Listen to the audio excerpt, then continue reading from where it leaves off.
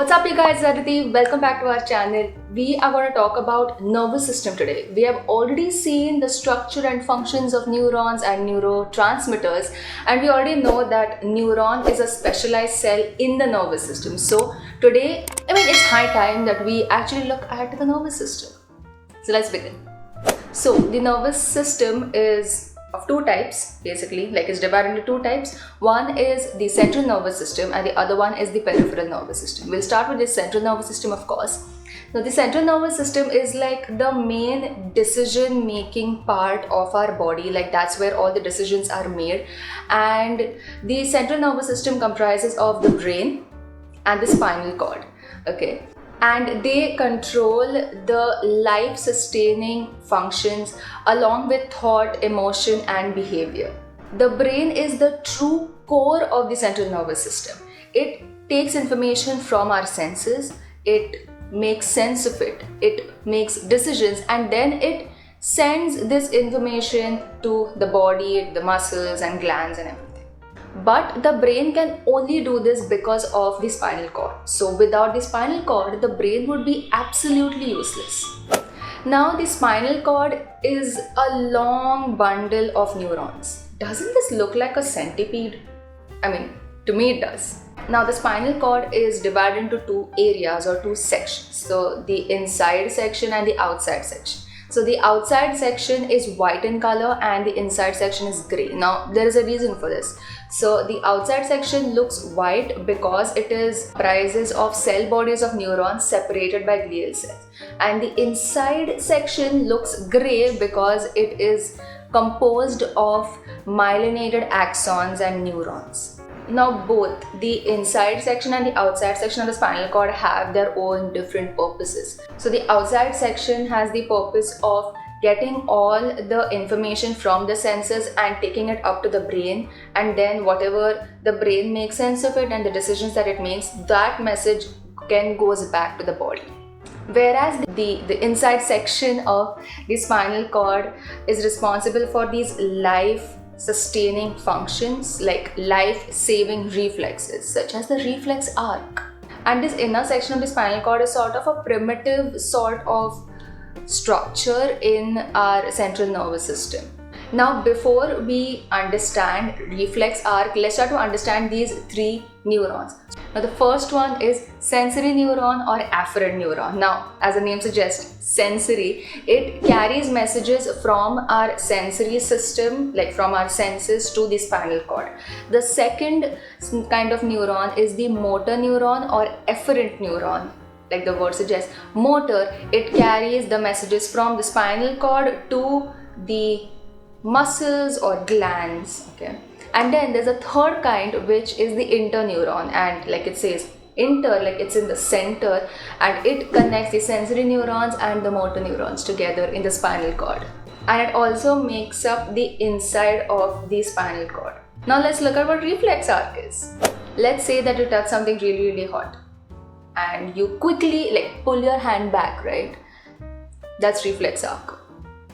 That's it, that's what reflex arc is. But let me explain it a little bit more. So when you touch something that's really hot, the sensory neuron in your finger will send the pain signal or the sensory information of like you're touching something hot back to the spinal cord in the central area of the spinal cord where the interneurons are. Now the interneurons will receive this message of you're touching something hot and will send a message along the motor neurons to the muscles of your hand to pull back the hand to save your hand from getting burnt. This is what reflex arc is, and reflex arc is controlled directly by the spinal cord. Like your brain does not even take part in this, and reflex arc is like very fast life-saving function of the spinal cord. Imagine if this touching of the hot thing or stubbing your toe somewhere, if this has to go up to the brain and then the brain will tell you to pull back your hand or pull back your leg. Lot of response time would have been increased tremendously, and then there would have been real damage that would have been done to your hand or to your leg. Now let's look at the second type of nervous system, which is the peripheral nervous system. Now peripheral actually means like it's not in the dead center, it is around something. So it is around the central nervous system. And the peripheral nervous system actually allows the central nervous system to communicate and control the muscles and glands, and it also allows the central nervous system to communicate with the sensory system like the eyes, the ears, the mouth and the skin. Now the peripheral nervous system it is divided into two systems. One is the somatic nervous system and the second one is the autonomic nervous system. Now let's look at the first. If you have actually seen the structure of neurons video, I spoke about soma, which means cell body of neurons. The same way, soma means body, somatic also means that it is something relating to the body. So the somatic nervous system is made up of nerves that carry messages from the senses to the central nervous system and the messages from the central nervous system back to the body, especially the skeletal muscles. Now skeletal muscles are those muscles that actually help us move our body. It's actually the voluntary muscles that allow the skeletal muscles to move, and these voluntary muscles are the muscles that are controlled by the somatic nervous system. So what I mean by this is walking. So when we walk, we are voluntarily doing something, or even like in class when we put our hand up, we like, miss, I want to answer. That is also our voluntary muscles. When we smell something or when we are seeing a pretty picture, these are all voluntary muscles actually helping us do that. Now although I'm saying that these are called as voluntary muscles, it doesn't mean that they don't do or they don't move involuntary. So what I mean to say is that they can move involuntary when a reflex occurs, like the reflex arc. But they are just only known as voluntary muscles because they can be moved at will. But we need to remember that they are not just limited to that kind of movement. Now let's look at the second peripheral nervous system, which is the autonomic nervous system. Like I said, that somatic nervous system controls the voluntary muscles. Autonomic nervous system controls everything else in the body, which includes organs like our heart, even glands, and also the involuntary muscles. Autonomic nervous system is divided into two systems. One is the sympathetic division and the second one is parasympathetic division. Let's look at the sympathetic division first. So the sympathetic nervous system is located from the top of the rib cage to the waist area. Okay, so it's like right in the center of the spinal cord. And sympathetic, like the word sympathetic, it means that it has sympathy with one's emotions. Okay, so it is also known as the fight or flight system. Now I've already spoken a little bit about fight or flight system in the limbic system video, but here is where I'm going to explain a little bit more about the fight or flight system. Sympathetic division actually allows people and animals to deal with stressful events. So emotions during such events might be anger, so you would fight, and fear, so you would flight, like run away from there, or even joy or excitement. Yes, joy can also be stressful at times. So you can say that sympathetic division's job is to make our body get ready to deal with any stressful event. So the main question is, how does this system get our body ready to deal with stress? So the first is that it will dilate our pupils, so more light comes in, so more information gets in. That's the first thing. Second is that our heart starts beating faster and harder, and it will actually drain all the blood from the non-essential organs like our skin, and that can make a person look pale, and even it may like draw the blood from the brain, and due to which some people can also faint. Now blood needs oxygen, so our lungs will start working overtime, which will make a person breathe faster. There is this adrenal gland which is triggered during the stressful event. I've spoken about this in the endocrine system. So adrenal glands actually release these stress related chemicals called as cortisol directly into the bloodstream, and this hormone will actually travel to different parts of the body and will actually get connected to the target organs like the heart and lungs and muscles. So these were the parts where things are getting triggered and working faster.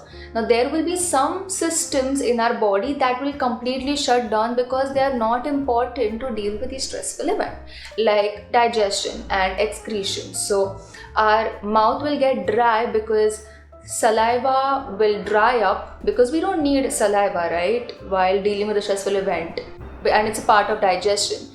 Then our digestive system will completely shut down, so the food that's in our stomach will just sit there like a lump and there will be no digestion happening, and the feeling of relieving yourself, whether it's to pee or to poop, will also just vanish, unless you are so frightened that you may actually empty your bowels. That also happens at times.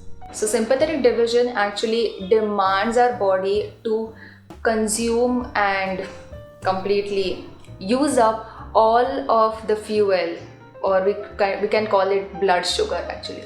So once all the available energy is used up, a person may actually collapse. When the stress ends, the sympathetic division is actually replaced by the parasympathetic division. So let's look at what that is. If sympathetic division is known as the fight or flight system, then parasympathetic division is known as eat, drink and rest system. The parasympathetic division is located at the top of the spinal cord and at the bottom of the spinal cord. So beech mein aata hai sympathetic, and this is where the parasympathetic goes. Once the stress has ended and all the energy that we had is used up, parasympathetic division's job is to restore all the energy back and all of the other functioning back. So what does this mean is, so the pupils were dilated in sympathetic division, then parasympathetic they will be constricted again. Your heart was beating faster in sympathetic division, you will have normal heart beating now. Your lungs were working overtime, your breathing will also go back to normal. Then even the adrenal glands will stop because parasympathetic division is not connected to the adrenal glands at all. Then there are these systems that were totally shut down or inhibited, they will start again. So the digestion system will start again, your excretion system will start again. So people tend to spend 24 hours of their day eating, drinking, sleeping, pooping, resting, chilling. So I can easily say that the parasympathetic division is the most active.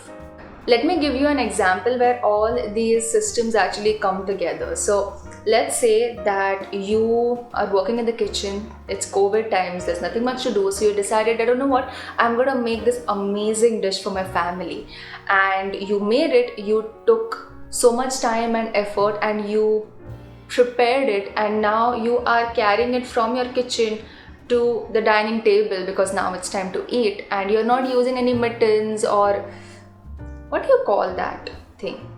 Pakad, like in Marathi we call it pakad, I don't know what it's called in English or in Hindi.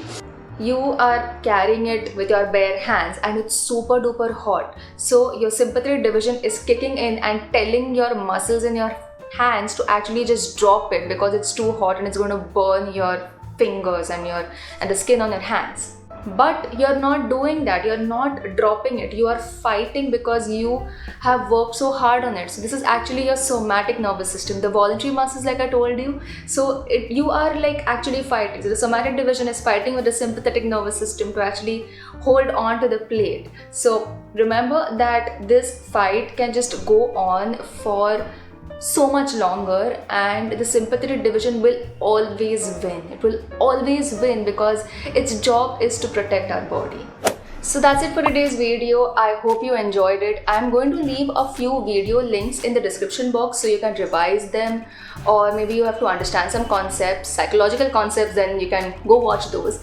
If you have enjoyed this video, then please give this video a big thumbs up, comment down below what other videos you want me to do, and subscribe to this channel, join the community, hit the bell notification so you'll be notified every time I post a video. I'll see you next Friday with another psychology video.